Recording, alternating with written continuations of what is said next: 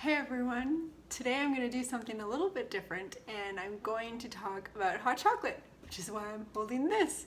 It's one of my antique hot chocolate pots. But that is not how we are going to make hot chocolate today because I'm sure it's got lead or something in it. We are going to make it, I'm going to show you my tips and tricks for making hot chocolate. So let's take a look. Okay, so right now I have a few drinking chocolates in my kitchen. Drinking chocolate, sipping chocolate, hot chocolate are sometimes used interchangeably. They're not necessarily interchangeable. It's usually depending on who is making them. So, and you can make these with either water or milk, depending on your taste. Some people like to make, so with the craft chocolate makers who are using the really fine quality cacao, like when they're stating there's a single origin, or WM does a blend for this one of 60% cacao. A lot of people like to drink it with water because they like to have the flavor of the cacao come through and not be masked by the milk. Whereas with sipping chocolate, I find that it doesn't really make a difference whether you make it with water or milk because there's not a whole lot of flavor to come through. It's not really fine quality cacao. So drinking chocolate is different than the hot chocolate you get in the grocery store for a couple of reasons. One, sugar's not the first ingredient. On almost all hot chocolate you get in the grocery store, sugar is the first ingredient. Cacao will be the first ingredient in this, and it's basically a ground up chocolate bar. It might have some sugar in there, it has cacao, it will have cocoa butter in there, and it's really has a lot of flavor that you get in the fine quality bars. Whereas the sipping chocolate, this one is from Trader Joe's and it's a little bit darker than the ones you get in the grocery store. Sugar still is the first ingredient, but it's an alkalized cocoa powder. So there's not really any cocoa butter in there. And actually, they list on the ingredient list that they have soy as a flavoring. I don't understand what's happening there, but that is what they list. So that's the difference between a quality craft drinking chocolate versus your grocery store drinking chocolates. So let me show you my tips and tricks to make hot chocolate. So normally when I'm making hot chocolate, I'll use a drinking chocolate like this, but sometimes what happens is I get a chocolate bar that has bloomed for reasons that often vary. And what I will do is I will just chop this up and turn it into a drinking chocolate, because the bloom doesn't mean it's bad, it just doesn't look pretty. So we're going to make that drinking chocolate. So what we're going to do is I like to make mine with milk, and sorry for everyone who is in Europe and is going to yell at me for not using a kettle, but I have some milk that I scalded in the microwave. I'm going to put my chocolate in and just let it sit for a minute like you would if you were making a ganache. While that's happening, we'll let that sit for a couple of minutes.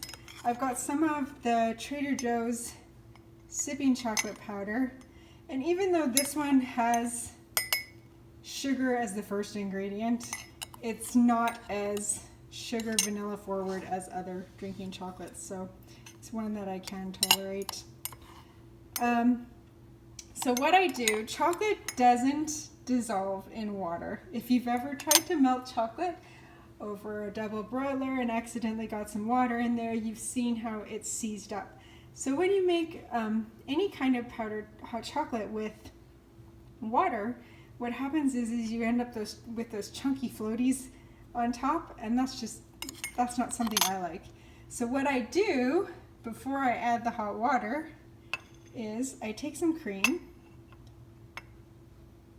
and because I'm indulgent like that, I'm using heavy whipping cream, and you'll just mix it up until you get like an emulsion. I'm going to put a little bit more in. That's going to be one rich cup of hot chocolate. So I just mix until it's a thick emulsive paste.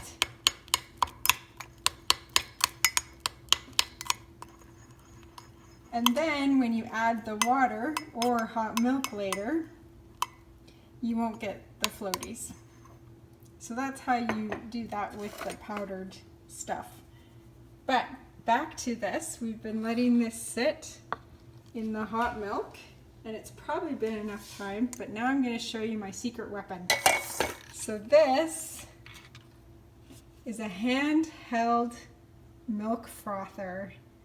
This is the secret to making delicious whipped hot chocolate. So this has been sitting, you just put this in there and turn it on.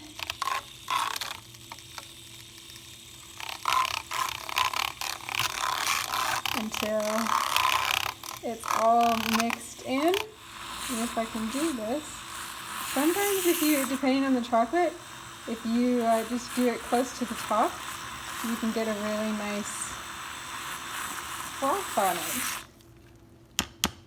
And the thing I love about this is you just rinse it off and you're done. So there you have, you can see how frothy it got using the mixer, and you just pour that into your cup. And you've got some lovely craft chocolate, hot chocolate. Delicious. All right, so this is my powdered sipping chocolate. Just add water to that, or you can add milk, warm water, warm milk. Sorry again, I microwaved it for you kettle purists out there. And then you just stir it up, and you don't get those, you don't have to have a milk frother to avoid those weird floaty chunky things that you sometimes get in hot chocolate. So those are my tips and tricks on how to make hot chocolate. I would highly recommend a little milk frother. They're not that expensive, and there's lots of them out there, and you'll get some nice, that anciently prized froth on top of your hot chocolate. And it's delicious.